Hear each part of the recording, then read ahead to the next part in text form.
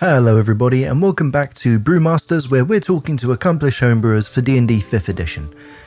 Today we're continuing our conversation with the Angry GM, creator of the angrygm.com and publisher of Game Angry, How to RPG the Angry Way. If you want to see part 1 of this, feel free to check out the previous video, otherwise here's a quick summary. We were discussing the history of Dungeons & Dragons, as well as 5th edition's early design choices and marketing leading up to the way 5th edition was made. Today we're going to be carrying on that conversation, analysing 5th edition's approach to exploration and combat, and Angry's going to set me straight on character investment and development.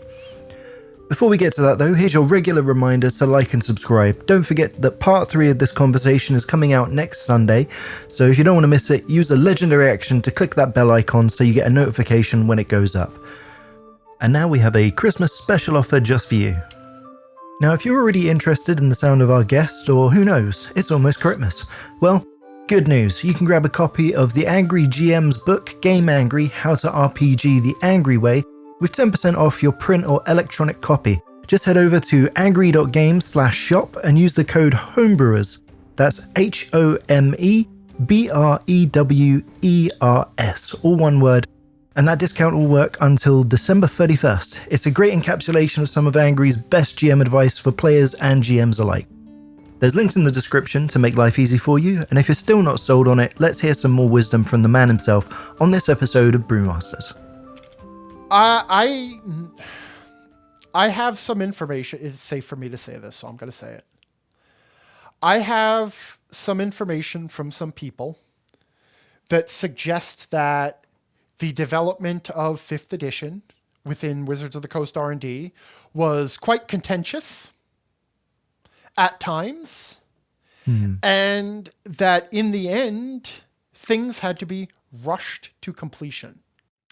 I have heard before that, rushing towards the end was a big contributor to some of the more prominent issues people have with 5th edition. Mm-hmm. Yeah. I mean, there's a lot of stuff in the game. Well, the Dungeon Master's Guide took 3 months to come out after the other 2 core books, mainly because they didn't know what they were going to put in it. I mean, they knew magic items were going in there, but they didn't know what else was going in there. And if you went through, because I participated in the open playtest, and also other playtests, because there were several rounds of open and closed playtests. Okay. And I obviously can't talk about those the closed playtests and what it was. But I will say that if you went through even the open playtest procedure, the iterations between one design and another were actually fairly drastic through most of the process. Okay, there were big changes made pretty late. I was running a playtest campaign online for a group of friends, and we had to literally abandon the game and start fresh because the changes in one playtest version completely invalidated 3 people's characters. They just didn't want to play the character anymore. Wow. Yeah, because things changed so drastically. And you can still see it in something. I mean, how many more times are we going to rewrite the Ranger? Yeah.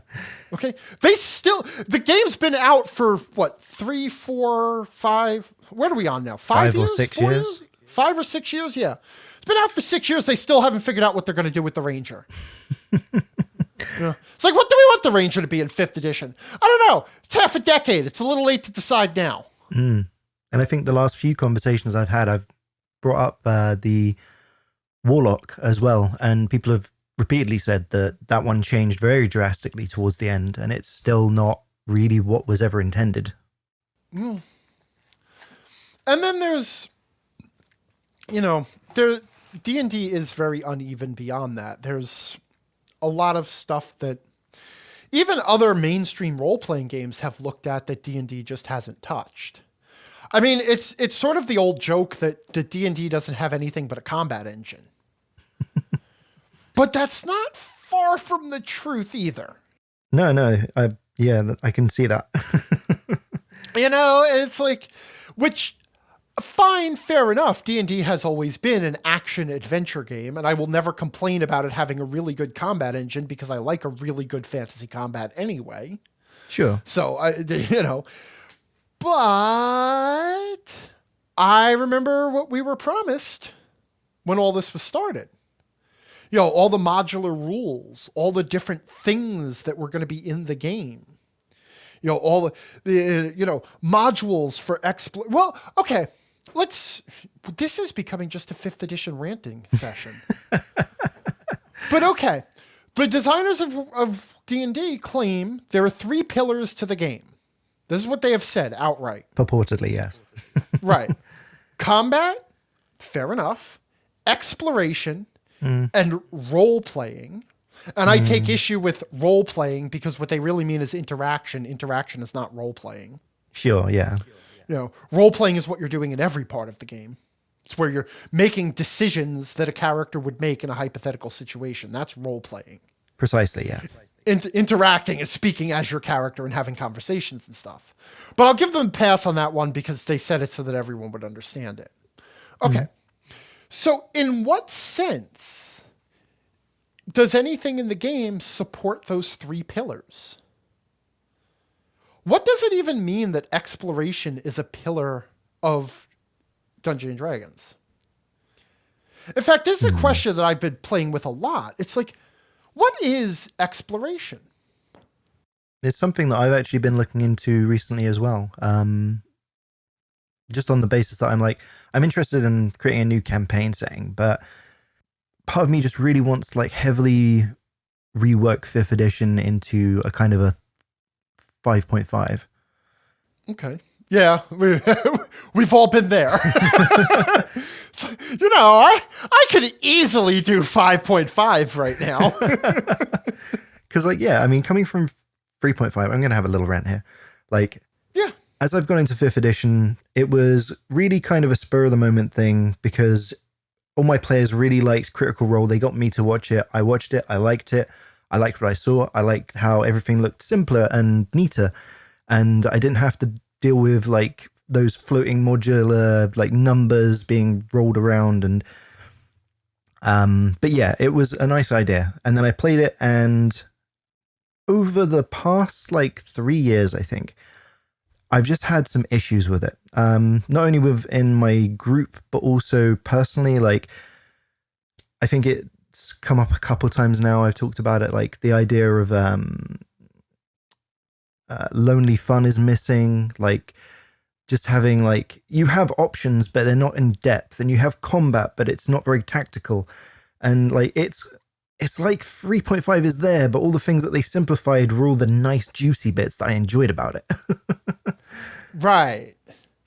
But, and there is the possibility, I'm just going to throw this out there, that the stuff that irked you about 3.5, the all of those floating numbers and all the little rules and the fiddly bits, were the complexity that brought you the depth that you were looking for. Yeah. I think that is absolutely it. Because, I loved the idea of combat being simpler, but once you do that, you don't have the same kind of intensity. You can't have those moments where the mechanics are flipped on their head because it doesn't have the depth of mechanics to be able to subvert expectations. Okay. I understand what you're saying, and let me to take this back to illustrate or to exploration. Yeah. Let me throw this thought out there. So let's say you want to build an exploration-based dungeon. Okay, the idea, you have some big dungeon complex, players are going to go in and explore it, and you want it to feel can I use Hollow Knight as an example? Oh, absolutely, yeah. Massive fan. Yeah, okay. So you want it to feel like Hollow Knight. That idea of opening up new areas and that idea of getting excited to go down every dead end. And find... Now, what makes that fun in Hollow Knight? What makes it fun to explore the world of Hollow Knight? Well, first, I think you are constantly seeing those new areas where the what's the right word for this? The the theme of the area constantly changes. You're being exposed to like the grassy area, like the crystal caves, like the terrifying fucking spider nightmare. Not a Deep Nest fan, huh? God, just the noises, man. Like, why did they have the little noises in the background? Oh, and the spiders running across the screen. horrible. Like, it's not necessary. I mean, I love it, but Jesus. But yeah, I mean, to pull you into all those areas, they obviously put rewards everywhere. They put challenges in the way of the rewards. Okay, Like well, fundamental game design kind of stuff. Sure, right. But see, now here's the thing. If you're looking to design something, you can't yada, yada, yada this away. You know, you can, all the fundamental game design stuff. Because if you want to, you're not like, wrong. you're talking about building an exploration-based campaign, right? Sure. Okay. So shouldn't you have a handle on why exploration's fun? Like, what makes you want to explore? And I mean, you might not have the words to put it into, because it is very, very hard to put things like this into words. Because what we're talking here is emotional impressions. But when you nail it, you nailed down, first of all, there is this intrinsic joy of seeing something new. Like There is discovery. an intrinsic, right, well, that's half of discovery. Because now we're getting there, right? So the first thing you said, you have this intrinsic joy of just seeing new places. This is the first time that I'm seeing this, and it's beautiful. I don't know what's beyond the edge of that screen. In a moment, I'm going to cross the threshold into that screen, and I'm going to see what's new, right? Okay. That is an intrinsic joy. That is something that gives you an emotional feeling, right? But then you mentioned something else. There's an extrinsic reward from exploration. You find new stuff, right? You said they hide rewards around. Okay. So you have these two aspects of discovery. The intrinsic joy of experiencing something new for the first time, of being surprised by the world, and at the same time of pushing back the darkness. Because when you get down to it, exploration is an act of intellectual conquest. It is a way of conquering the world by experiencing it and understanding it. You start with a blank map, and every time you climb a hill or cross a threshold or open a door, you see what's in there, and it adds to your knowledge of the world. You're conquering the world with your mind. Okay, yeah. Okay. Right. That's the extrinsic part. The extrinsic part is there are things of value to find out there. Character advancement, for example. You might find the ore that lets you upgrade your weapon, or you might find a new charm. Right? Or you might just find those relics that are worth some money. Or you might find a lore tablet that draws you into the mystery of what happened in this world. Right? These are all the different things that you might find. In fact, or you might find the little caterpillar grub things for the grub daddy. Like collectibles. Whatever his name was. Right. All these little collectibles. Okay? So now, right there now, you have distilled what it is that makes people want to explore. Okay. Now, insofar as D&D, one of the pillars of Dungeons & Dragons is exploration. This is actually a really good lesson in design right here, I think. Because now we're trying to distill an experience down to its essence so that you can then build mechanics to do that.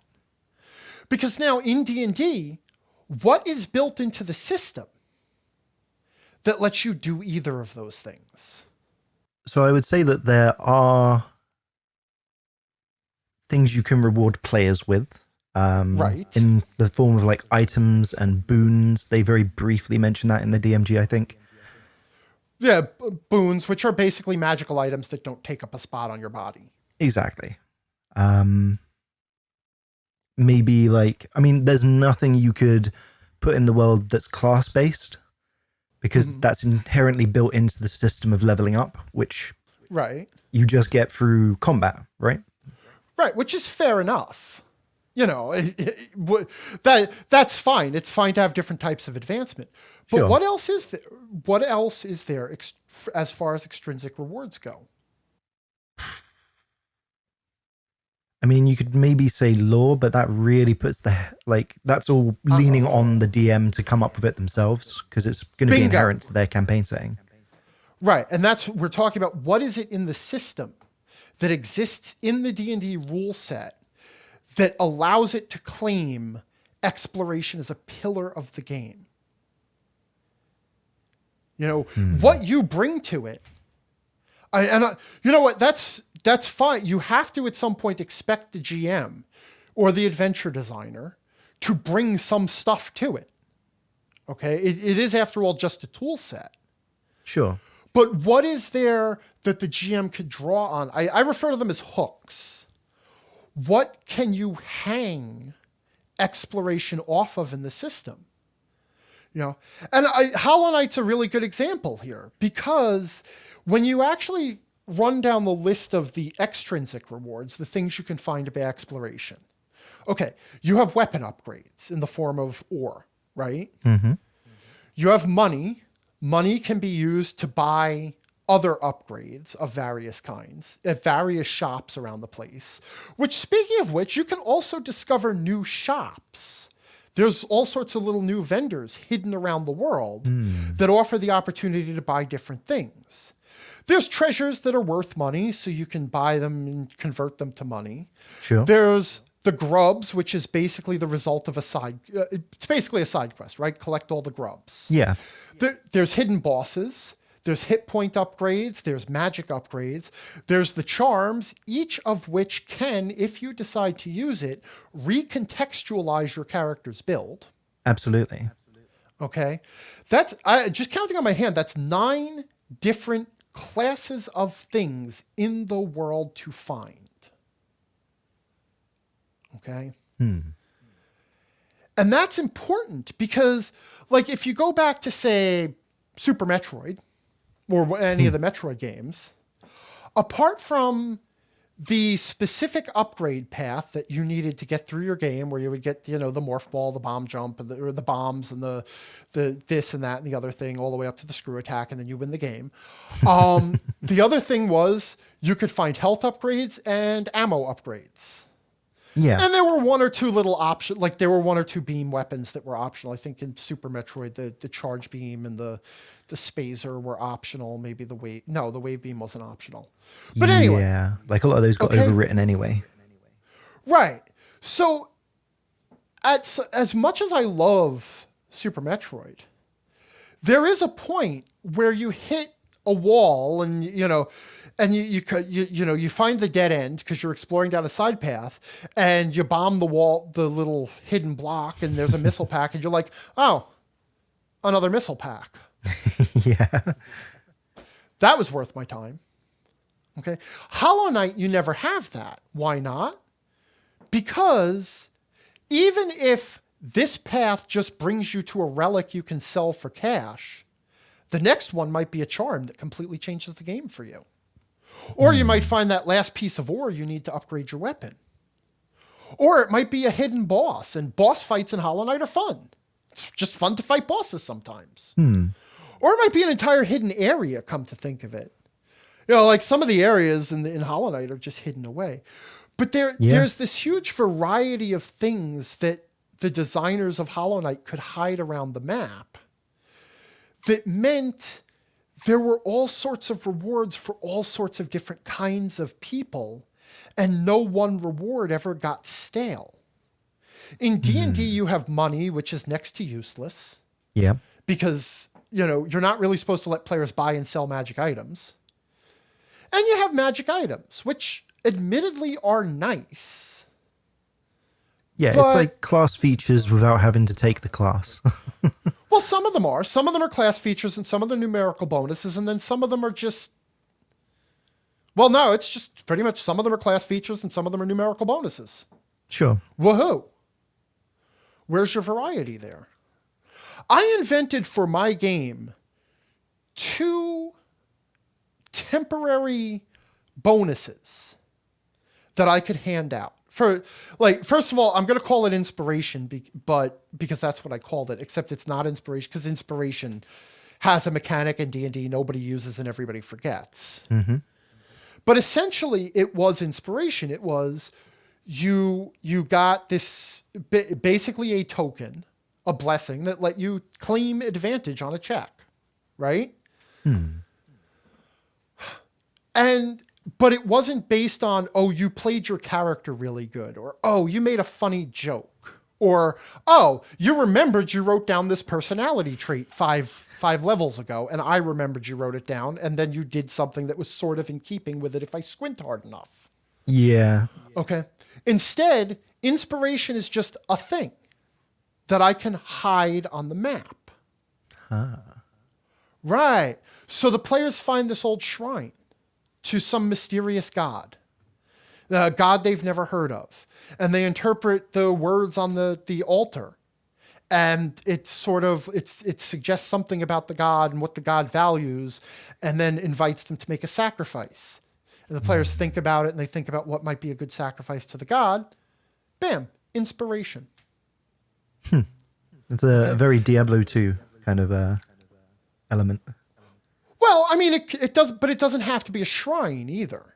You know, it's just something other than a magic item that can be in the world that is easy enough to place. The other thing is temporary hit dice. Just like you can have temporary hit points, that get lost first. You can carry around some temporary hit dice so that when you take a rest, and spend a hit die, and if you have a temporary hit die, you spend that first. Just let you go a little farther in a day. It doesn't even really, that, by the way, doesn't affect the game balance one whit. Okay, the temporary hit die thing, because D&D isn't really attrition based anymore. No. Not a short rest. It used to be. Yeah, now it's just every encounter is a self-contained challenge. And players start every encounter with enough resources to pull a win out. Even the wizard who has used all his spells, their cantrips are balanced enough that they could do enough damage to win the fight. Yeah, true. Okay, so everything the players can do that isn't at-will damage output is gravy. So as long as they have enough hit points to go into a fight, they can win the fight. Might not be easy, So temporary hit dice. Again, I'm going to use the shrine again because it's the easiest example. But now they find a shrine of the life giver, and they sit there and they pray at it and they burn some supplies and boom. Now they get temporary hit dice as a blessing. Okay. Now, just with these two things, I have doubled the number of things D&D has for me to hide in the world. Oh, wow. Which means now when you have the opportunity to explore down a side path or take on a side quest, well, you might find a magic item. Or you might find inspiration, which you can then bank and hold on to for when you have to fight that boss monster is coming. Or you might find temporary hit dice.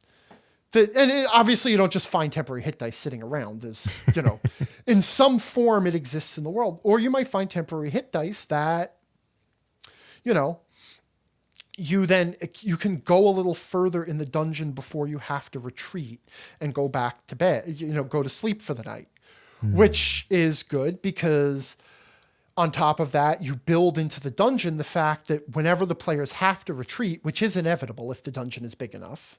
Sure. Whenever the players have to retreat, something about that dungeon has to restore itself a little bit. Yeah, it's like the dungeon gets its short rest. Right. There has to be some sort of respawning. Okay. And that idea brings you to the intellectual conquest idea of exploration. Because what is it that demonstrates your intellectual conquest of the world? Again, I'm just going to keep using Hollow Knight as the example just because it's the accessible one right now. Sure. But, okay. So now, did you do the flower quest in Hollow Knight? I remember you had to go around for the moth and like collect the dreams. Oh, the whatchamacallit, the essences that charged up the dream now. Okay. Yes. So there is a hidden side quest in Hollow Knight, and this is good for the benefit of anybody who hasn't played the game.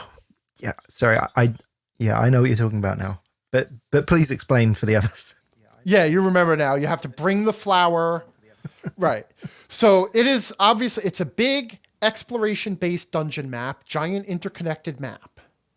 At one point, you find a character who asks you to deliver a flower to a grave somewhere else in the dungeon. And the details of the quest require you to do this without getting injured. If you take even one hit while you're carrying the flower will be destroyed. Okay. Now, the most important aspect of this quest is you need to figure out the easiest route for you to take to get from the flower giver to the grave, right? Exactly. There's a couple of different paths. And of course, you do have a map in the game. But here's the thing with the map. It shows the connections between all the rooms. But it doesn't show you which rooms are the platforming rooms filled with spikes and which rooms are the ones that have the explosive enemies that if they get close to you, anywhere near you will blow up and ruin the quest. So in order to actually do this quest well, you have to, number one, understand your play style and say, well, I'm going to stay the heck away from platforming because I'm just clumsy. I always fall in the spikes. I can go through the fighty rooms, so I'll take this path instead of that path. Okay. But number two, you also have to have enough of a memory of the map that you can figure out the best route for you to take. And that illustrates that the challenge of exploration is building a knowledge of the world that you can then use. Okay? As you explore the map, you become familiar with it. You start to know the layout. You know what things are where. That allows you to do things more efficiently when you have to backtrack somewhere. You can figure out the route. You don't have to open the map and then point like, okay, I go up there, turn left, turn right. If you could keep a mental map, you could backtrack more efficiently. If you can keep the world in your head, you can remember when you find the thing that lets you smash brittle ground, there was that piece of brittle ground up over here in the Forgotten Crossroads. I'll go back there and. And when a quest like that comes along, which challenges your ability to plot an efficient, safe route through the dungeon, you can do it because you have explored and remembered. Okay, that's the sense in which intellectual conquest has that payoff. Okay, the goal of exploration is to some extent gaining a familiarity with the world. So why is it important then that at some point the players have to retreat from the dungeon and the dungeon has to respawn? Because if they are only ever going to go through the dungeon once in one shot, familiarity is useless. Yeah, it has no value. Right. So if you want an exploration-based game, your settings have to be big enough that the players are going to spend some time there. They're going to make multiple visits. And then there has to be something that makes those multiple visits not desirable. That is, you have to fight through some of the same stuff you've already fought through. Not as bad. But that also then makes familiarity a payoff, because if we can plot the most efficient route, then we don't have to repeat that many encounters. Which also means, by the way, that now you have another treasure you can hide in your dungeon. The shortcut. The door that opens back to a previous point in the dungeon. Yeah, you don't see those much anymore. Right. But now you have 5 things that you can use to reward players who explore your setting. Right. And this all just comes from thinking about what the heck does exploration mean? Right? The next thing, the newness, the wonder of it all. Right? This whole, the wonderful new thing. Okay. D&D is a narrative-based game. Sure. The narrator is going to describe the world to the players. So you might think, okay, the fact of the matter is there is no way for the system to offer a way to GMs to add newness and wonder to the world. Right? Because that's always, it's just going to come from the narrator making the world seem awesome. Absolutely, yeah. It's not a mechanical thing. Okay. What if every environment in D&D had an effect? Just a little something.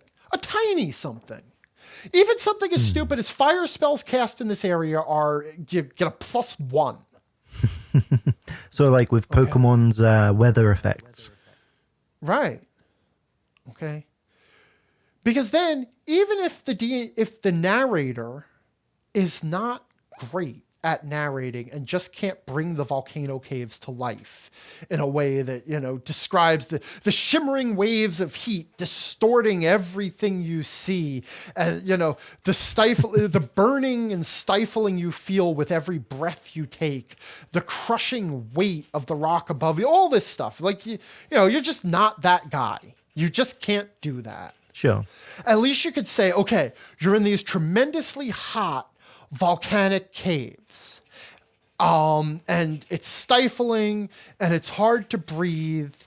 And every time you spend a hit die here, when you take a short rest and spend a hit die, you have to spend an extra hit die. You spend as many hit dice as you want in a short rest and then one more. So if you spend 6 hit dice, one more, just because it's so hot, you're so fatigued, it's so hard to breathe. Sure. Okay. I realize that that's a penalty from the environment, and that doesn't feel wonderful. But it does make the players feel that they are in a place that is stiflingly hot in a way they have never experienced before. Oh, this is that hot area. Which, by the way, when they then are later on find a side passage and, they open a door and then waves of heat come rolling out and they find them back in this place. And you say, oh, you're in the hot area again. Now that's also familiarity with the world. They can start to connect 2 locations in the dungeon. It's a reward for exploration. It's because, we're in the hot area, so we can find our way back to that place. Or, since this passage exists, we now know we don't have to go through the hot area. Isn't that wonderful? But by tying these little mechanical tidbits to the environments or whatever, you are giving the GM something that they can connect to their narration that adds that sense of, and this place is unique in this specific way. And thus you have discovered something new and wonderful in the world. Even if you're not great at narrating. Yeah, and I think what you're describing, the way that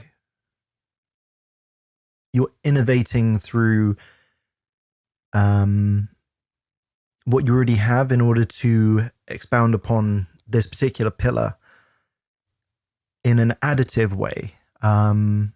It really plays into it puts words to frustrations I've had where people will argue that, you've got exhaustion. You could just have an area that gives exhaustion points or something. And it's yeah, you can, but it feels really dumbed down. All of 5e feels like it pushes you towards dumbing things down and being less innovative, if that makes sense. Right. Well, there's just not much to play with. That's how I feel about it as a GM. I don't feel like I have enough you do have exhaustion. Okay. But first of all, even the first level of exhaustion is disadvantage on all ability checks and saves, if I'm not mistaken. That sounds I could look it up, but that's all the way over there. Let's just so we're just going to go with that. People will correct us in the comments. As a GM, Is that really like your first go-to is like, okay, I want to give everybody disadvantage on every time they pick up a D20. Like that seems a little severe for being a little tired. Yeah. Like, could we start a little slower? Yeah, like, So, but that's the thing is you have the disadvantage to play, or you have the exhaustion to play with, and you have magic items to throw around, and not really much else. Yeah.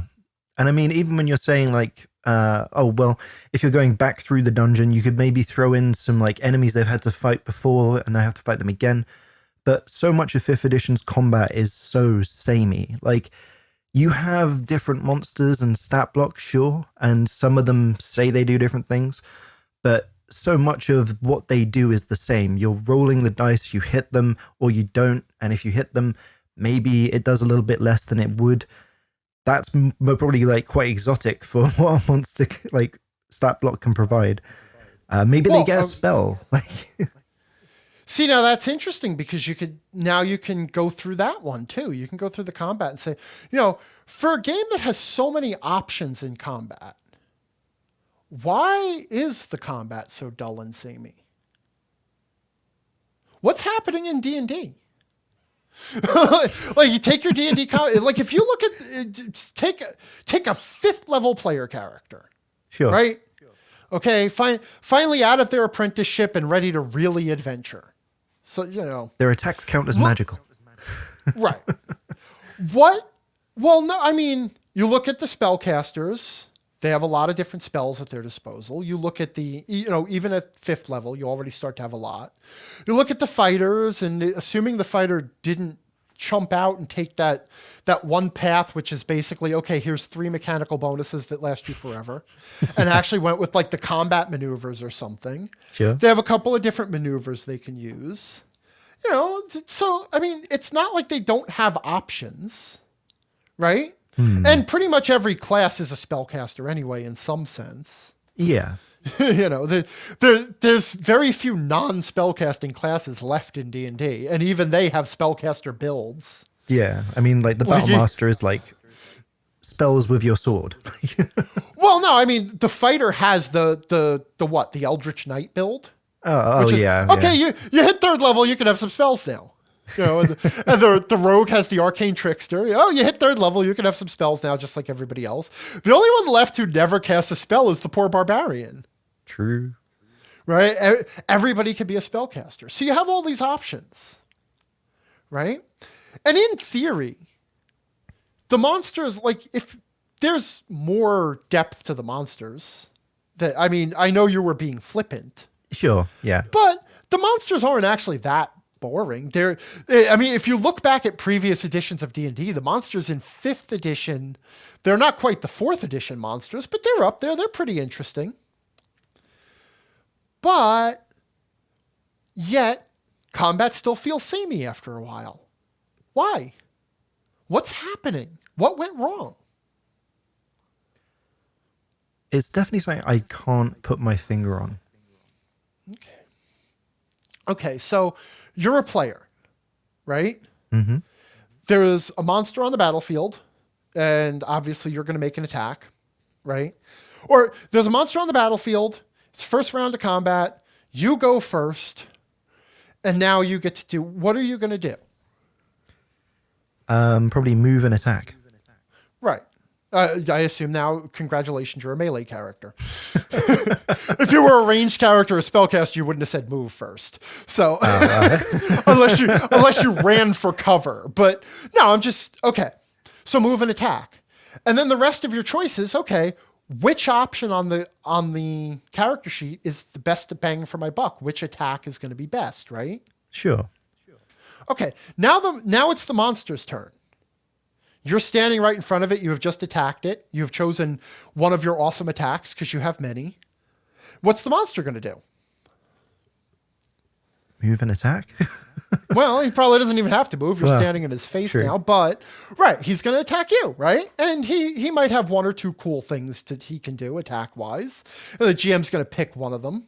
it's the opening gambit, so the GM probably wants to make the monster look awesome because he's not going to be around for more rounds, many more rounds. So yeah, like probably okay. the features it has, if it has something unique, is going to be passive. Right. So now the monster is attacking you. What do you do? Attack it back. Well, what are you going to do to defend yourself?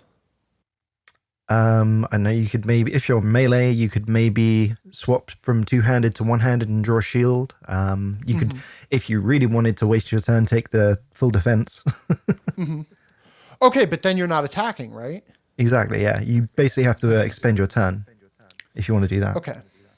All right, so you've been attacked, you take the damage, and to be fair, you decided whether you were going to do one-handed or two-handed before you even moved up to the monster. Yeah. You established that by the weapon you're wielding, but whatever. Okay, now it's your turn again. What are you going to do? Repeat. Okay, this is the problem. You do have a lot of choices to make. You have a lot of options, but they're all the same choice. How do I want to do damage right now? And interestingly enough, when the monster turns around to do damage to you, you have no choices.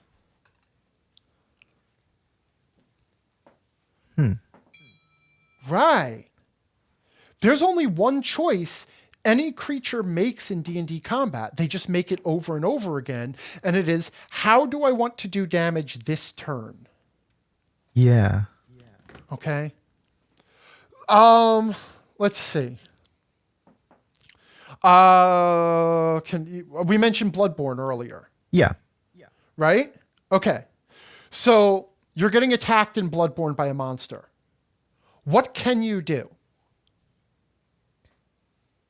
It's coming up. It's winding up. You can see it telegraphing its attack. Oh, the parry, right? You can shoot it in the face. Oh. Right? And interrupt its attack. Well, that's the parry. In Bloodborne, you parried with a gun. Right. Instead of a shield, you parried with a gun in Bloodborne, but it was parrying. You shoot it in the face. You can interrupt its attack and open up the opportunity for a better attack. Or you could dodge roll, right? That was also an option. Or if you had certain spells, you could use those spells to interrupt the attack.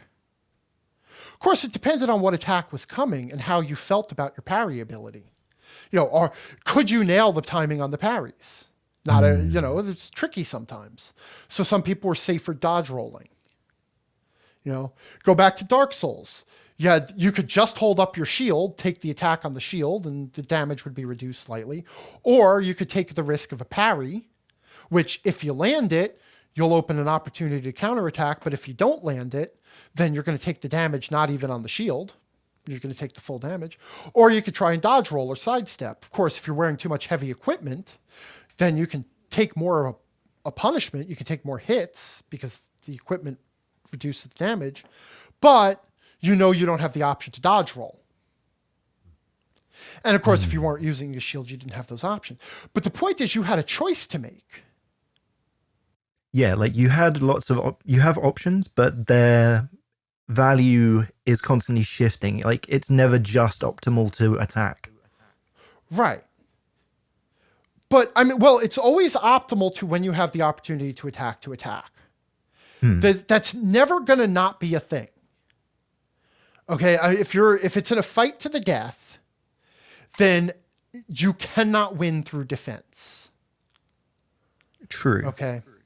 Okay, and this is an illustration of how people misstate the problem too, because a lot of people complain about the sameness of D&D combat, and they say, well, the problem is, the only thing in D&D combat is, or the only valid tactic is, you just keep dealing damage until the other thing is dead. And that's where they stop illustrating the problem. And it's like, well, but that's fighting, right? If you're not on the offense at least some of the time, you're not going to win the fight. That's not the problem. The problem is you never decide anything else. No other choices happen in a D&D combat. The only choice you have, what attack do I want to throw? What spell do I want to throw? What weapon do I want to use? What do I think this creature might be vulnerable against? There are some monsters that have very, very interesting attacks. But there's very little that a player can do about them. Not only that, there's nothing that players can do to see them coming. Like in D&D, if let's say you're a lousy DM and you're just running the combat as mechanically as possible. A lot of those DMs exist. Sure. Right? Party is fighting a dragon. How does the party know if the dragon is going to breathe its fire attack at the entire party or claw and bite the fighter? Yeah, it doesn't have, like, in video games, you would get, like, a little animation, like a tell, like in Monster Hunter, where it's like, the monsters in that have a ridiculous number of attacks. The only way you can survive is learning the tells of what they're about to do, right? Right. Yeah, it's telegraphing, it's called. Exactly. The monster indicates what kind of attack is coming, or at least gives a clue. Like, you may not have ever fought a dragon before, but if it's inhaling, it's like, oh, okay, I know what's probably coming here. Okay, so there is no telegraphing, and even if there was telegraphing, you really don't have defensive options. Like, if you were fighting a dragon, then as a group, the party could spread out so the dragon can never catch everybody in the fireball. And that's the beginning and the end of your defensive tactical options for fighting the dragon. Yeah. It's like, oh, everybody spread out. And occasionally there are monsters that will allow, within the system, do allow sort of interesting stuff. But I'll tell you, I'm going to, there's a little side thing here. Sure. Because this is a thing where their rules really took the teeth off something I used to love. I used to love incorporeal monsters. Okay? Because the great thing about incorporeal monsters is, number one, the terrain does not limit them. Okay? They can move in ways the party can't. But number two, the first and most important thing you have to do when fighting an incorporeal monster is everybody has to stay away from the walls. Yeah. Because given half a chance, a smart incorporeal monster will attack you from the wall. Yeah, yeah. Okay? And usually, in dungeon spaces, that means everybody has to clump together. Right? So now, let's say I was building a dungeon entirely with ghosts. It's the only monster I have to use. Right? Sure. Let's say it's going to be a short dungeon. They just have to kill 3 encounters worth of ghosts. Maybe 4. In the first room, it's just kind of a big open room where they can fight the ghosts. Because you want them to know how ghosts work. Right? Let's not make this complicated yet. Sure. Okay. So now they start to figure out, they fight the ghost. When they reach the middle of the room, the ghosts attack. They might not even notice yet that the ghosts can move through the walls and they can't. Because if they end up fighting in the middle of the room, it might never come up. Okay, fine. But they'll at least see what the ghosts can do, what kind of attacks, their frightful aura, their area attacks, whatever. Okay? Now, your second encounter, now let's say they get attacked in a little, like, common area with several rooms leading off of it. And as they spread out and they're kicking open the doors and looking into the different rooms to see what's in there, some ghosts drift in. And now the ghosts can use the fact that this encounter area has walls in it to their advantage. So they'll dart in and out of the walls, and the players will say, oh, geez, the walls aren't even there for them.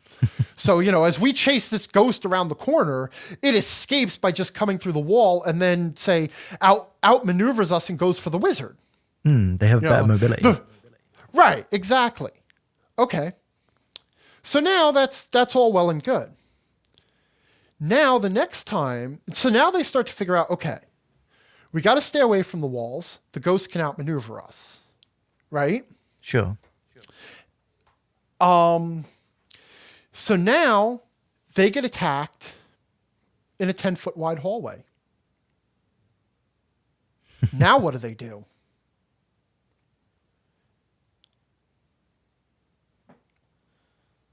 Right. Now they realize their tactics are not going to work here, and they have to figure something else out. Because the ghosts, now the ghosts have the advantage. Yes. Okay. Exactly. Then the next time they fight the ghost, now they fight them in a big open arena. Okay, that's easy. We just clump up in the middle of the room. Then, we keep the wizard in the middle. Everybody else stands on the outside. We do it like that. Okay, fine. Now they fight the ghost of a wizard with fireball spells in an arena. Okay.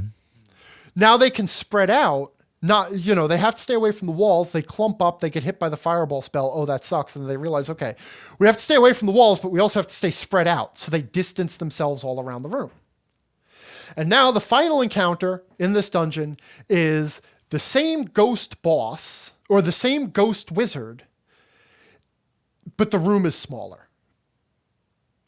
So now they can't clump up and spread out. They can either stay by the walls and get attacked by the ghost, clump up in the middle of the room and get blasted by the fireball, or basically divide in half and each fight from two different corners and hope that he can't count squares and place his fireball well. Yeah. Okay. So those challenges in D&D can all be interesting because D&D does allow for the option of position. When I said you have one choice, it's how you want to attack. You really have two choices in combat. Where do you stand and how do you attack? Yes, that's fair. Okay. So if you want to build an interesting or a challenging combat in D&D, or a series of interesting combats in D&D, then what you really need to do is figure out how to make the decisions about how to attack or where to stand complicated. Okay. Now I mentioned I love incorporeal monsters because right there with the same one monster, just the ghost of a wizard. I guess it was a wizarding school and all like the Harry Potters all got killed and now they're all ghosts and they're all throwing fireballs around. But now with just that one monster, I have built 5 challenges that all require the party to adjust their tactics. Right? In 5th edition, a ghost can't stop in a wall. Right, I see what you're saying, yeah. Right. Because you know why? That's hard. Or actually, it's difficult. Yes. Right? It makes it hard for the party to fight the ghost. We can't have that anymore. So suddenly the question of where to for that matter, 5th edition took away a lot of the bite of opportunity attacks, right? Because it doesn't want people making opportunity attacks. They're fiddly. They're a pain in the ass. You used to have to check a whole list to see which actions did and didn't provoke them. Well, what decision did opportunity attacks make complicated? Where do you stand? Well, now you don't have that to make the position question interesting. I can't have monsters that can outflank the party. Okay, fine, but maybe I could still do something interesting with the question of how do you attack? Well, how did you used to decide how to attack? Like, okay, 3.5, that was your jam, right? Hell yeah. You're fighting a skeleton. How do you attack? Oh shit, you have to use the right weapon. Otherwise, you get the resistance. Right, and skeletons are made out of bone. They don't have soft tissue. You can't cut them, you can't stab them. You got to crush them. Can't crit on them. Right. Okay. So there's a list of when you say how do I want to attack the skeleton, suddenly you don't have your entire list of options available. You only have certain things that you know are going to work, and you might not have any optimal way to attack. You might have to pick out whichever is the least bad of your options. True. It's like, well, I'm not going to use my rapier because I'll use a slashing weapon instead of a piercing weapon because the slashing weapon, the only thing that's good about it is it does high crit and they don't take crits anyway. So I'll just take the half damage on the slashing weapon or whatever it is. You'll make that choice. Of course, we can't have resistances anymore because that makes it difficult. So in these attempts to simplify the game and to make it easier to deal with the challenges, D&D has, with 1,000 little different decisions, invalidated the only 2 tactical questions that exist in the game. Where do you stand and how do you attack? Those questions are never interesting anymore. So you only have one choice in D&D combat. Or 2 choices. Where do you stand? How do you attack? And neither of those choices is allowed to be interesting, because if those choices are interesting, they're also difficult. It also means that sometimes the rogue might not have anything to do in this particular fight. You know, and then suddenly the party will have to deal with the fact that their primary damage dealer is hobbled for a fight. And now what are they going to do? Not only that, their primary damage dealer is hobbled, but he's still a target. True. So now, instead of being the hero that they could trust to go tumble into danger and stab everything in the back, he's a big old target and he's completely useless. How do you change your tactics? Well, you've got so little to work with, right? There you go. Why does D&D combat feel so samey?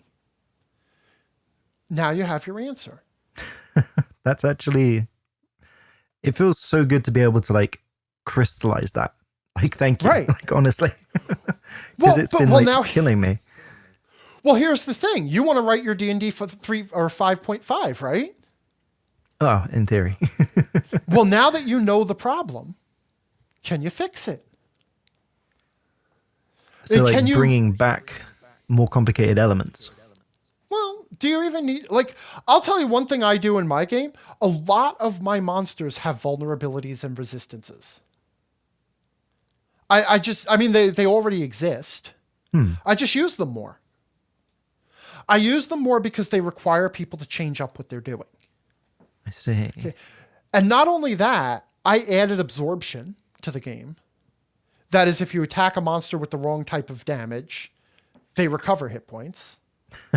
You know, I don't know why D&D doesn't have that. Every computer role-playing game ever does. True. You know, Final Fantasy 1, you throw lightning or Firaga or whatever at the wrong monster, you're healing it. And it really frustrated me, actually. You mentioned that they took away negative energy. Mm-hmm. Yeah. Because it used to be really interesting that like you could heal undead by casting negative energy on them, or like healing spells would harm them. Right. Which that was always another fun thing too. And in fact, if I was doing my D&D 5.5 thing, which my house rules for my home campaigns was starting to get there, to be honest. But one of the things that I would have done, and that I was toying with the idea of how can I do this without having to rewrite every spell, was I was turning healing into a damage type. Okay, you just say it doesn't. There's no such thing as healing. There is a damage type that living creatures absorb. That's a really good way of putting it. Right. I mean, because D&D put that foundation in. It has damage types. I added absorption. Now I could just use those to reclassify healing. And now the cure spell will do damage to anything that is undead. And I don't have to rewrite every healing spell to explicitly say, and this will damage undead, and this will damage undead, and this will damage undead. Okay. On top of that, a lot of the monsters in my games have effects that play off of the way they're hurt. So the obvious one is if you have a water elemental and you attack it with cold, it is slowed. Ah, sure. Right? Stuff like that. Okay. I have a lot of, like, in fact, all in my games, and I think I just talked about this in an article that's going up next week. In a lot of my games, undead are hard to actually kill. Like, you can take them down to 0 hit points, but they have a tendency to keep getting back up for one reason or another. There's different mechanics for different kinds of undead. It doesn't matter. So you either have to spend an extra action once you get them down to basically mutilate the body, or whatever there is, or you have to kill it with the right kinds of damage.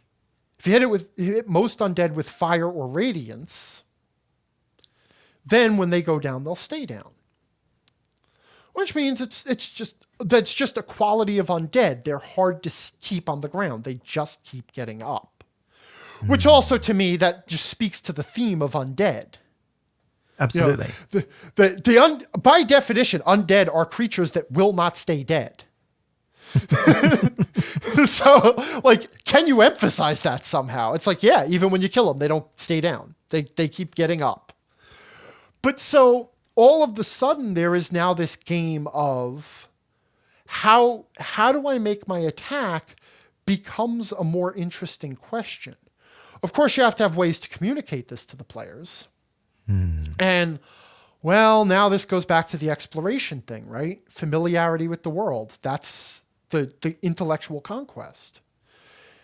How many times in D&D have you seen players, like, putting aside goblins and orcs and all the standard evil humanoids that, that the players progress through, you put those aside, how many times have you seen a group of players fight the same monster twice?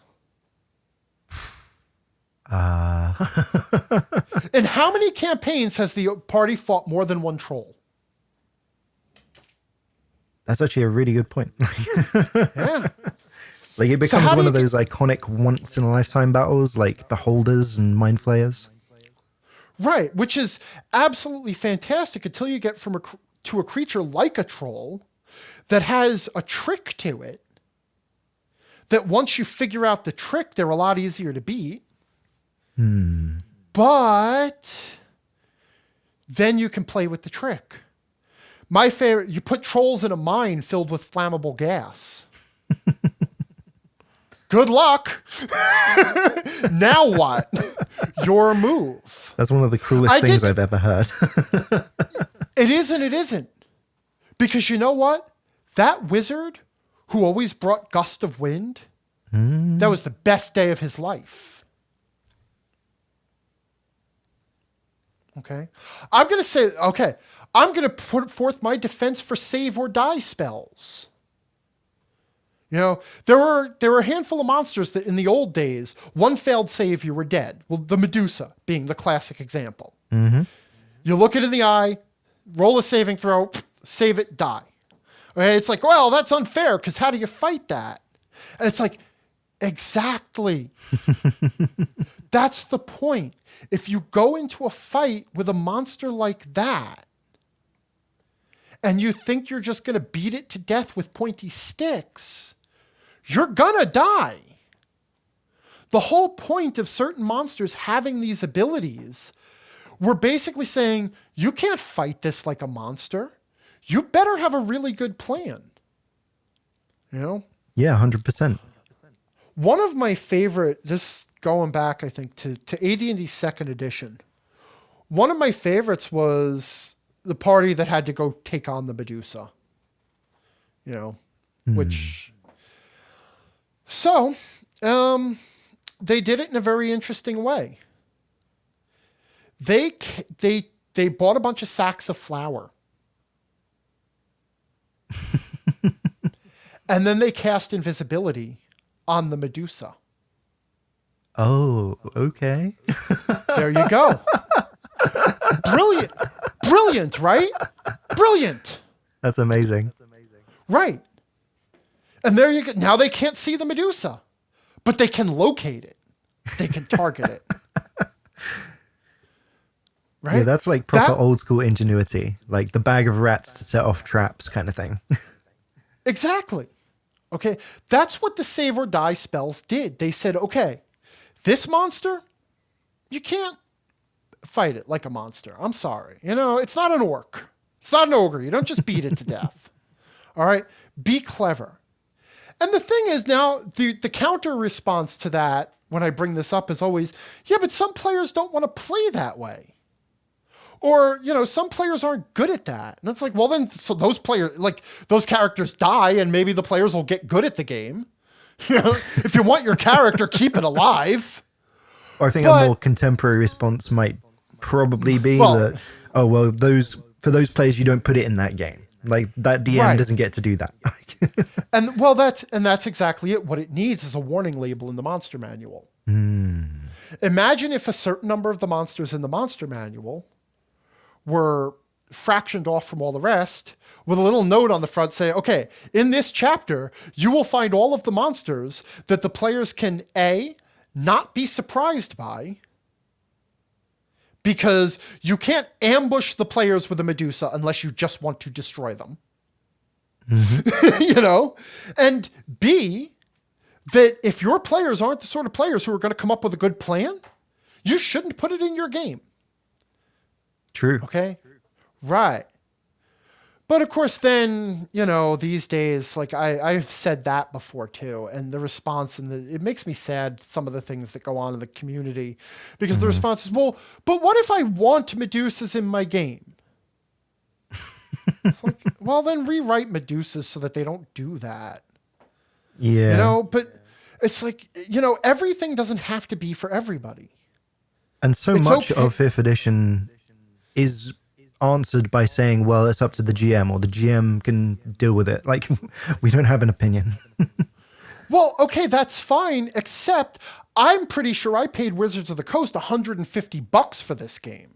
And it didn't even come with dice. Yeah. So if I have to complete the process, I mean, I get into arguments in restaurants because when I order sizzling fajitas, they make me assemble them at the table, and I don't understand why I don't get a discount. It's like, I'm doing some of your chef's work. Yeah. Okay, so you're going to tell me that for $150, they can't at least put a note in the DMG that says, hey, by the way, you should probably telegraph Medusas in some way. And then, of course, then there's the, you know, give the players the opportunity to know a Medusa is coming is the proper response. And then, well, what if the players miss the clues? And it's like, well, then the next time they roll up characters, they will be more perceptive. I mean, I'm sorry. There's a certain point where it's like, look, you guys had every opportunity to know what was coming. You ignored all the clues. And you know what? And sometimes people lose the game. Yeah, that feels like it doesn't happen so often these days. I don't think people play the game to lose it now. Well, nobody wants to lose a game. I mean, losing doesn't feel good. Sure, I can't fault people for not being excited about losing. But another thing that you have nowadays that you didn't in previous editions is that people have so much invested in their characters.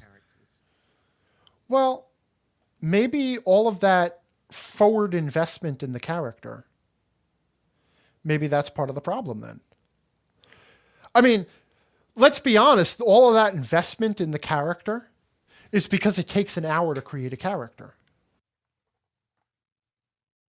Well, I mean, it kind of always has, though. I mean, like, as you've gone through editions, I think, like, life expectancy has gone up. And I think it's... Oh, I definitely agree.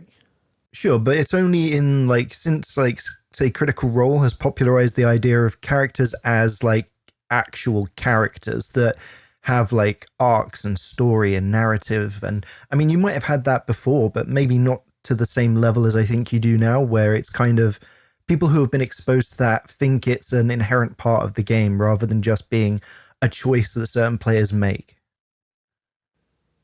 You are really wounding, you know, like 13-year-old me's GMing chops here.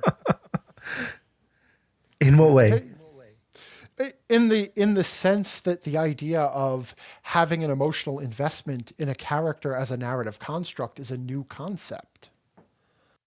I don't mean to say that. I think it's been popularized, is all.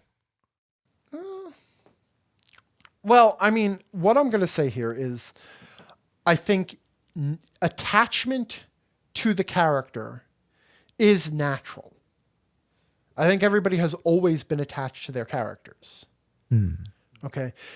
The reason for the attachment can vary. Okay. But I mean, did you ever play any MMOs? Were you ever a World of Warcraft player? Yeah, sure. I played tons. Okay. So you ever anyone who was doing end game content play through the whole game, get your character all the way up to the level, get all the raid gear, and then that kind of a thing? Yeah, I've been there. Okay. So imagine I hack your account and I delete your end game main character. No. I can't. No. Well, okay, let me ask you a question. Were you emotionally invested in that character? Was there a character arc? Were they a narrative device for you? Were you following their story? Yes. Were you really?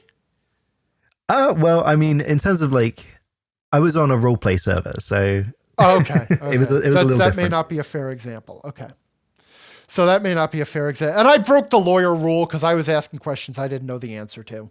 No, I appreciate what you're saying though, because I've played other MMOs, not just WoW, where you do end up in that situation where you didn't have anything narratively coherent to the character, like Ragnarok Online. There's almost no story in that game, but by the time you get to level 120 and you've rebirthed and all of that stuff, you are invested in them heavily, yeah. Right. And beyond that too, because this is what it really comes down to, is it's the amount of time you've poured into that character. It's because time is the one thing you can never get back anyway, right? Sure. Lost time is irreplaceable.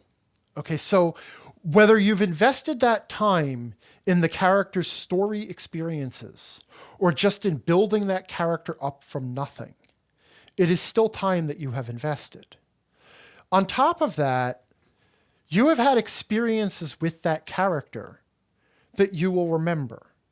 Maybe it is the time that the character saved the orphanage and became beloved by the people of the town, and then was built an honorary statue, and it fulfilled their lifelong desire to be recognized by something as more than just the savage half-orc that nobody liked. Or maybe it was just the time that the entire rest of the party was on the ground and everything was resting on the one attack roll that you were going to make, and you pulled out that crit and won the fight then and there and saved everybody. Okay? Completely mechanical, luck of the dice, but that is still something that's on that character. Sure. Right?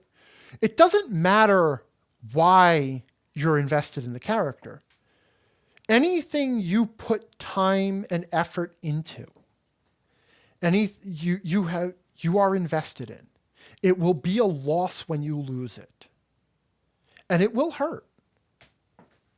Okay? That is fair. I mean, so it's, you could say this is a new feature because stories and character development are so new. And apart from, I dispute that premise, but that's not the point. The point is, it doesn't matter why people were invested in their characters. People always were invested in their characters. Different people are invested for different reasons. A power gamer is no less invested in their carefully crafted polearm spring attack fighter that took 17 levels to get all the prestige classes and feats they needed to pull off the one combat maneuver they want to pull off. That's your 3.5 days right there, right? Yeah, 100%. The one building those characters in 3.5, that was like the equivalent to building a combo deck in Magic the Gathering. When you finally had all the cards you needed and pulled it off, it was a beautiful thing. True. And you're invested in that. And they're no less invested than the person who has written 30 pages of backstory in their character, for their character. Maybe the reasons for the investment have shifted. We can leave that as an arguable point, but the investment hasn't. What has shifted though, and I don't think this is a good thing for the game, is where the investment happens and how it comes. Okay. When you think about building up that character in World of Warcraft, let's say you had just started a new alt, first level character. Sure. Okay, you're in starting Orgrimmar or wherever, whatever race you're playing. Okay. You start off, you play the one starter quest where you kill 10 boars to learn how the controls work, right? Mm-hmm. Then you shut it off for the night. I hack your account. I delete that character. Do you care? Well, no. No. Because you haven't really invested that much in it. But let's say character generation took an hour. And there were 17 different talent trees that you could spend 5 points each on during character generation.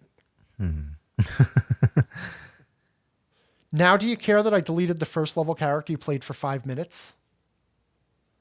Well, yeah. Character generation has become a lot longer and a lot more complex. It's become a lot more front-loaded. Okay. Because there's more to a character than there ever was. Go back to the Mensa Red Box, basic D&D, where I learned. If your character died, you had 2 options. You could erase the name on the character sheet, write a new name, and claim it was your character's brother. Or you could take 10 minutes, a couple of D6s, and come back to the table with a new character. I see. Okay, that's all it took. Okay, everything that made the character special, everything that defined the character, was stuff that happened in play. Okay, because those characters still had those moments. They had the moments where they saved the orphanage and the townspeople built the statue. And they had the moments where that one crit saved the day. And gradually through play, you invested more and more and more in your character. So that when your character died at 15th level or 10th level or 20th level or 36th level, depending on the edition, you could go up there, or as an immortal, you were still losing all of that investment. It still hurt. But when your character died early on, it sucked. It's like, oh, man. But it was a lot easier to recover from. Okay. But more to the point, and what I think speaks to the heart of role-playing games here, is that under that old model, you defined your character through gameplay. Okay. 2 characters were very similar. They were a set of 6 random numbers. That's literally all there was to a character. And I'm pretty sure, depending on the edition, even the spells you started out with in your spell book, if you were a wizard, were randomly determined. Sure. Which you say that to a player nowadays, it terrifies them. But at the same time, you defined your character through play, the choices you made, the actions you took, the victories you won, the defeats you suffered, the setbacks you had to struggle through. Either narratively or mechanically, your character was defined through play. Nowadays, you pretty much define your character at first level, and then it just gets more powerful. Yeah, with like your background and like the ideal and bond and flaw. Right. And also, like, even class choice, skill choice, none of that changes in the game. Like, you acquiring a new skill in D&D is, do you have to take a feat to get a new skill someday? Yeah, there is a skilled feat that gives you 3 new skills. So you can't just decide I really wish I had been good at lockpicking. I'm going to study lockpicking. Well, if you have to burn DM a feat. is really friendly. Well, right. But, But so your character just becomes more of the character you designed at first level. Yeah, they don't really vary. It's not like in 3.5 where you could like take a prestige that would dramatically change the way that your base class is interpreted by your character.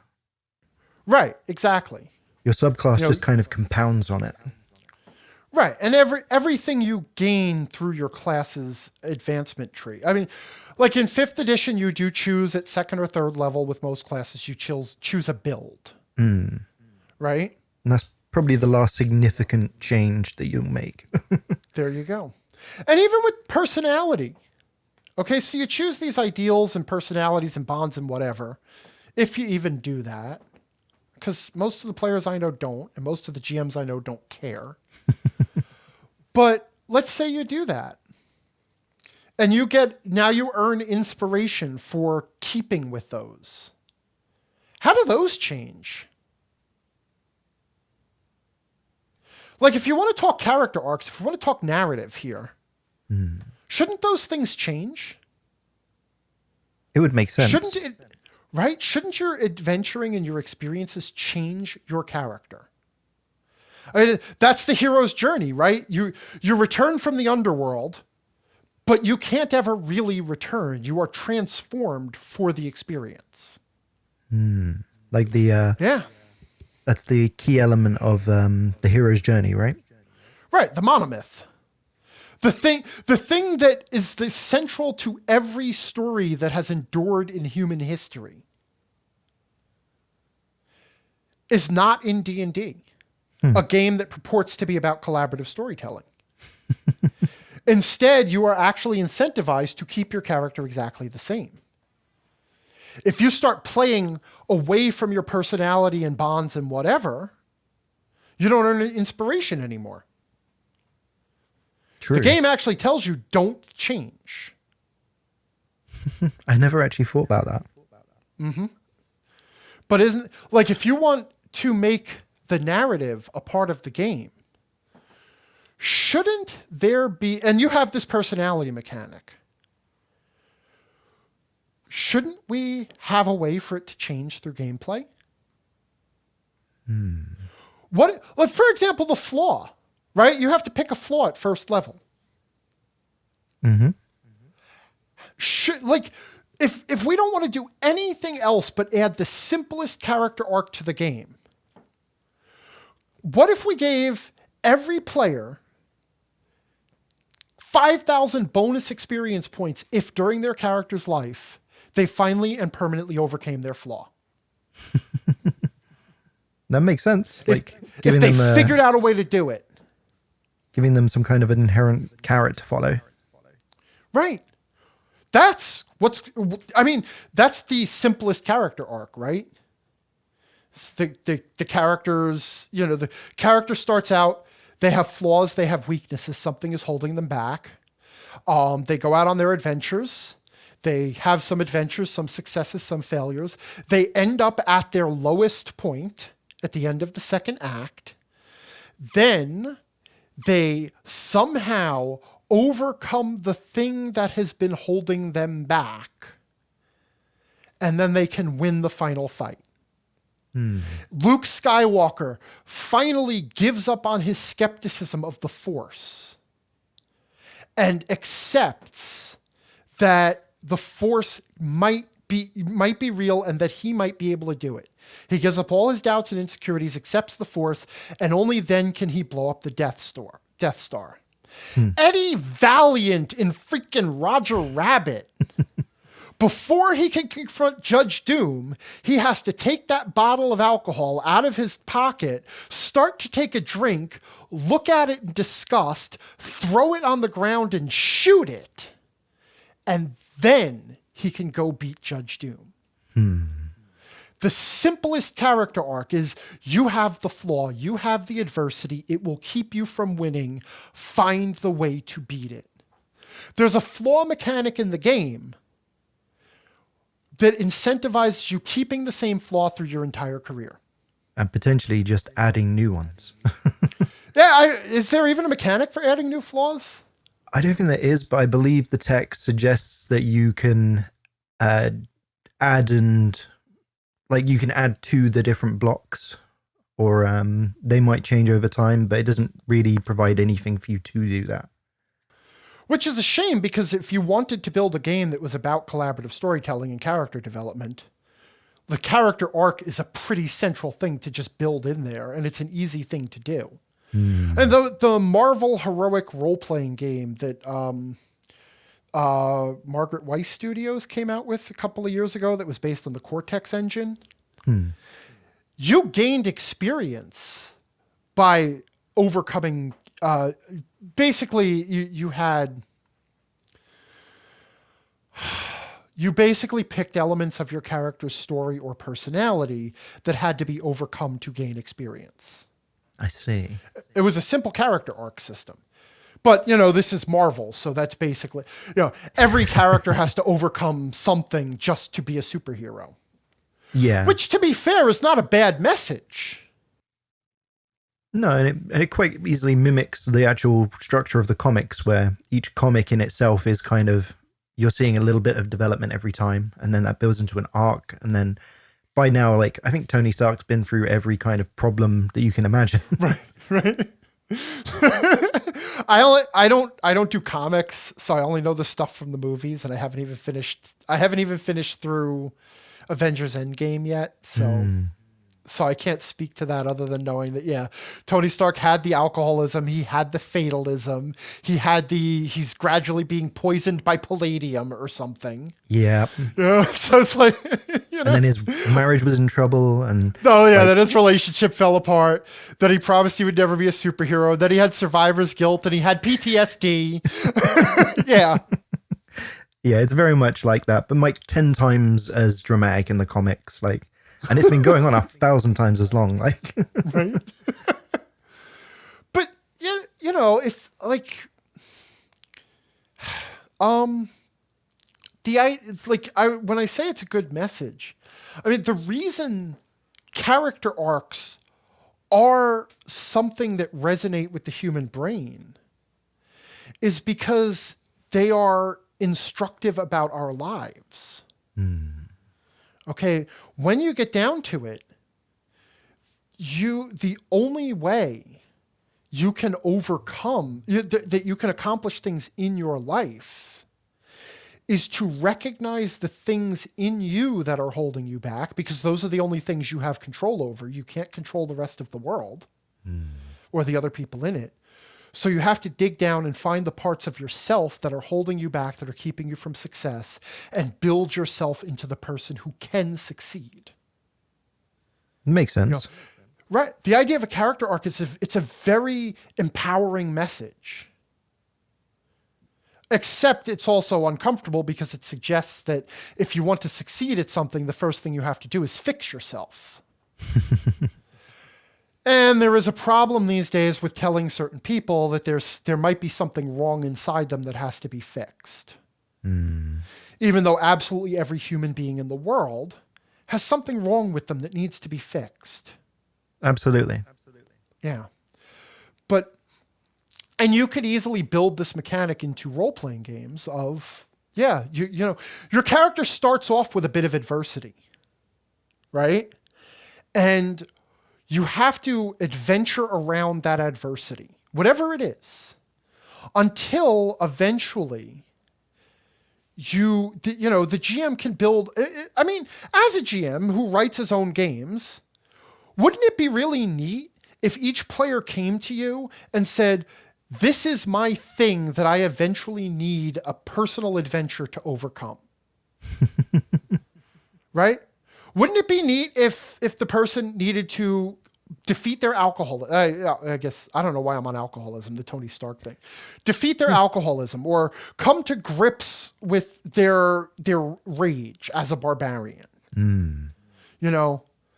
Like, imagine you as a GM having that fodder to build into your game. Yeah, the idea that you have to overcome your class as part of your character development is quite interesting. So I don't know how much I should talk about this, but I'm going to anyway, because what the heck. Go for it. I have a system that I have been testing out in D&D that I might someday use in a system that I am building. So it is no secret. Like, every GM is writing their own game. Eventually, like, every GM is going to write their own game someday. So, and it is no secret to the people who have been following me for a while that I have a game in development. So one of the things I wanted in my game is a way for characters to have a progression that wasn't mechanical power sheet progression, but instead world progression. Okay. So for example, and I'll take one just simple one. Sure. The cleric who wants to start his own temple. Okay, yeah. Okay. Just that's a simple goal, right? It's been around since the beginning. Okay. Finding a mechanical way to build this into a game, obviously that's tricky because, the idea of you have to make these things open-ended enough that players can come up with stuff and then find the mechanical hooks to hang off of it. But in my system, essentially there is a sort of talent tree. Like if you've played different video games, talent tree is where you have a whole matrix of different advancement options that you can take, that you basically a flow chart you have to work through, and you can buy your way through the tree. Some things only become available when you have other things, and you don't necessarily have enough to take everything on the talent tree, so you have to choose which paths to focus on. Absolutely. Right. And the talent trees, by the way, are really nice. And I don't know why more tabletop role-playing games don't use them. Because, that's a whole other discussion. Anyway, so let's just imagine you have this talent tree set up on Start Your Own Church. Right? Sure. And let's say, early on, the first thing is you have at least established consecrated ground. Like you have earned enough of your deity's favor that you build an altar, and it is actually a holy satellite link to the deity of your choice. Like it's a functioning altar. Sure. And it might give you some sort of little benefit, right? Maybe it gives you a bonus to divine spells, or it might allow you to gain inspiration, because I talked about my inspiration mechanic like 2 hours ago or whatever it was. Or, it might allow you to attract followers or something like that. You might have a certain number of followers drawn, whatever. Okay. And you could sort of imagine all of these different little things, these little nuggets of building your own church, right? You can start to see. Eventually it gets big enough that you're going to build dormitories so that you can have priests who take care of your shrines. You might build a barracks, because you need Templars to protect it. Then you might attract a blacksmith to equip everything, and then they can also make equipment for you, yada, yada, all this stuff, right? So you can picture how this whole thing might develop. It's almost reminiscent of like Strongholds from Matt Colville's Strongholds and Followers. Yeah, you could compare it there, but mine's actually good. Shots fired. Yeah. I feel bad saying Colville does some really great work, and I bought Strongholds and Followers, and I like it, but I think at the same time the biggest weakness that he had to overcome is that he's working within the D&D framework. Mm-hmm. So the amount that he could innovate, the amount of new and clever things he could do was limited by D&D itself. Yeah, like do you know what... Sorry? I was just going to say, you know what I mean there? Because, yeah. Yeah, I mean, like the whole principle of 5th edition is simplification, right? Mm-hmm. Well, it's not just simplification, though. Okay? It's simplification. It's a complex word. But before I lose the thread of this, though, I want to go to these talent trees a second. Okay. But what if on these talent trees there were some negative talents? Let's say, for example, that once you set up a church and it hits a certain point, rivals of your faith start to come after you. Okay? And you might say, well, why would anyone ever take that? Well, what if it's in the way of other benefits you wanted? That's an interesting idea, actually, yeah. What if you voluntarily have to accept that once your temple is going to be a certain size, you not only get all the benefits of having a temple in the world, you have to deal with some of the problems. of having a temple in the world. And if you want to make the biggest, bestest temple ever, you have to voluntarily invite more trouble on you. Right? What if there's some adversity built into these talent trees? It's like, okay, you now have a cathedral designed by the greatest architect in the world.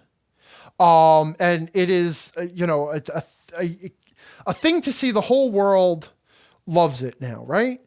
But now the rivals of the evil faith over the sea now consider this temple to be a target. Yeah. Right. That kind of a thing. Okay. Yeah, like if you're, say, in another example, just so I can clarify. Sure.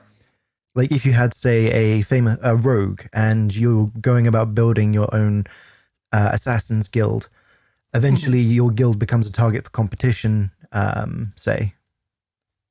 Eventually your guild becomes a target by the legal system.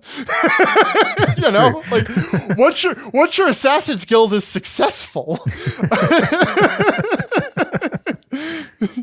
the arbiters of truth and justice become the enemy. But yeah, you're seeing the point exactly.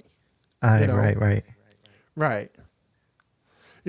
Or I mean, here's the other thing. Once you start to build an assassin's guild, okay, what you also have to consider is the fact that you have invited a whole bunch of people to surround you who are trained killers who are one knife in the back away from being the head of your guild. That's a very Terry Pratchett approach. Well, okay, but serious, throughout history, how many leaders of assassins organizations do you think have ever slept soundly? I mean, now you mention it, very few, I imagine. Right? Yeah, it's one of those things. It's one of those occupational hazards you don't really think about. It's like, wait a minute. I have all these trained expert killers, any one of whom could take over my organization just by, killing me. And I can't even call the police and say, hey, could you send me some protection? Because I think somebody might be trying to kill me. Right? So, I mean, there's a danger in inviting assassins into your home to work for you. Absolutely, yeah. One knife away from promotion. So exactly.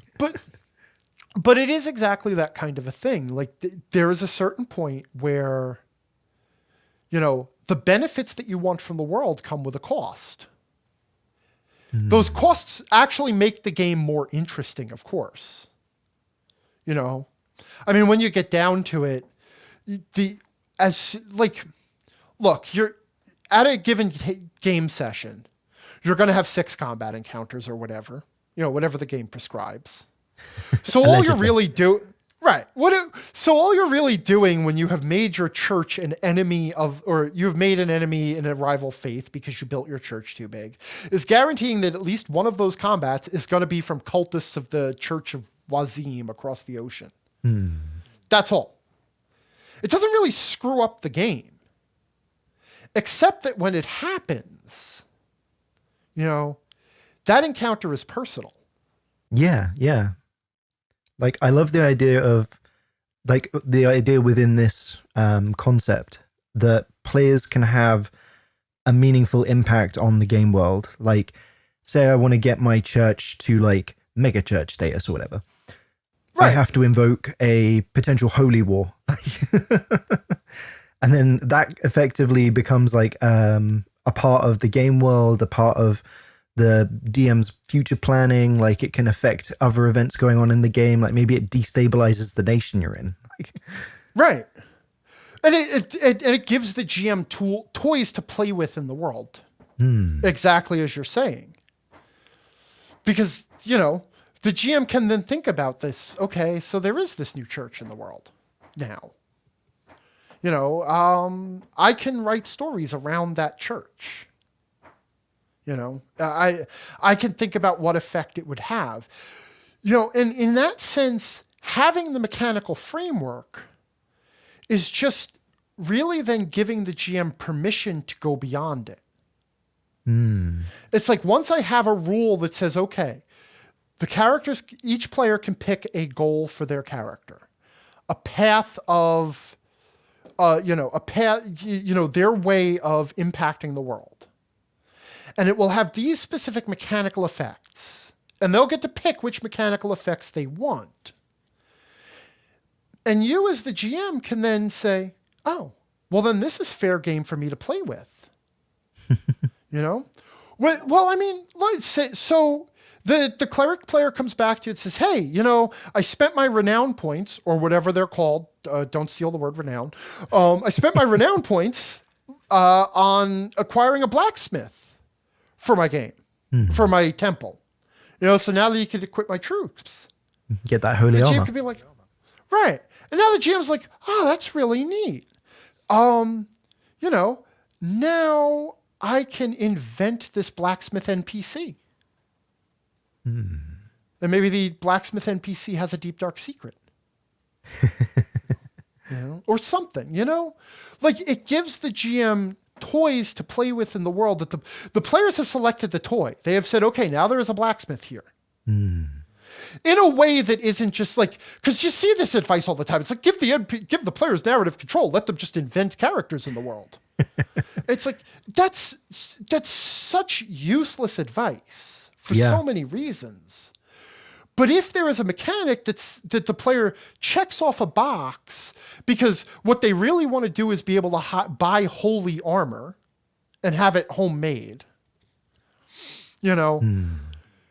But the implication is, the thing that the GM knows about that is, well, now there's a blacksmith working for this person. The GM gets that story hook. The player gets their holy armor. And for the players who really do care about the story, because I know they exist, the player might say to the GM, hey, I hired this blacksmith. It's like, oh, that's neat. It's like, well, I have this idea for him. Can he be like this, could he be like a dwarven artificer, from this clan? I don't know why. I just thought that would be neat. It's like, yeah, okay, that's cool. Because, and then you can have the collaborative effort. But if the player wants just the purely mechanical, then there you go.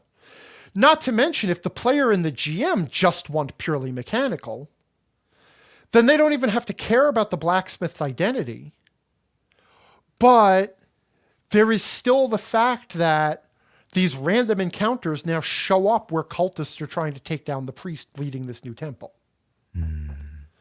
So it forces this, I don't want to say forces, but it imposes a story on even the people who don't care to imagine stories for themselves.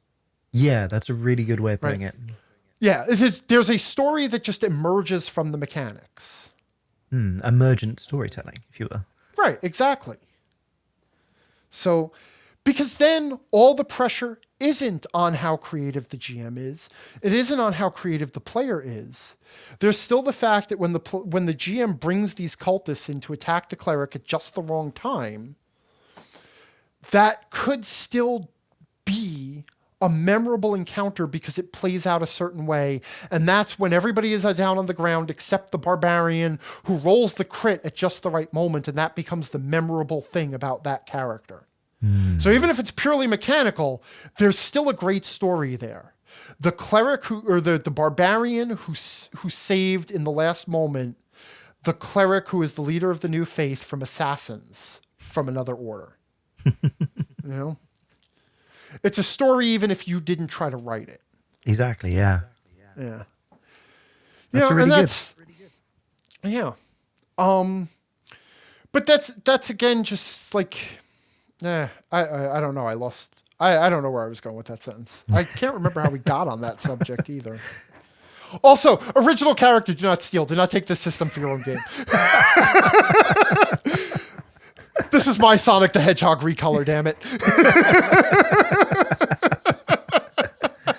Very well put. Very well put. Yeah, thank you. Put the disclaimer out there. Just let people know. I will need you and all of your fans to sign an NDA. And that brings us to the end of part 2. Part 3 is coming in 1 week's time, and we'll be taking a closer look at encounter design, choices versus decisions, challenge, monster intelligence, and more. Thanks to Angry for joining us, and if you want to check out his work, head over to theangrygm.com. There's a discount code in the description for his book along with the store link. It's not a paid promotion, I just love his advice, and of course the discount makes it a bargain just in time for Christmas. Last but not least, thank you for making it to the end of the video, and until the next adventure, stay safe.